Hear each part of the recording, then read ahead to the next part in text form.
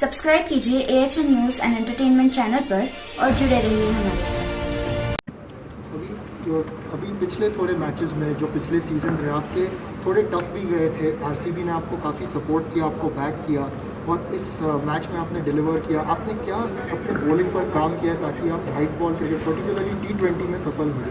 मैं यही थे कि मेरा प्लान ये है कि मैं आरसीबी जो मुझे इतना सपोर्ट करती है, जो आरसीबी फैंस है, जो आरसीबी के सपोर्ट स्टाफ है, आरसीबी के जो भी है मुझे बहुत ही ज़्यादा सपोर्ट करते हैं। तो ये मेरा ये कि था कि मैं एक अच्छा सा मतलब एक मैजिकल परफॉर्मेंस करूँ आरसीबी के लिए, कि मुझे अलग ही मतलब कुछ अलग करे, ऐसा कि मुझे हर जैसा मैं आज ये 2020 में आईपीएल में जैसा आईपीएल होने वाला तो मैं जब भी सोच रहा था कि ये साल मैं कुछ अलग ही करूँगा आरसीबी के लिए और मैजिकल परफॉर्मेंस भी हुआ।